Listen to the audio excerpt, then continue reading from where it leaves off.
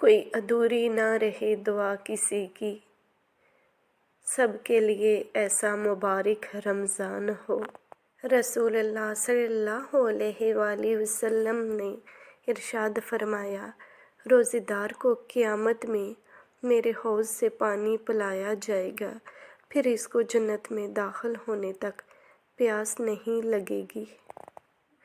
فرشتے کہہ رہے ہیں پروردگار سے، سورج شکست کھا گیا ہے روزے دار سے۔ فرق نہیں پڑتا کسی موسم کا رمضان کے آگے، ہار جائے گی یہ گرمی بھی روزے داروں کے ایمان کے آگے۔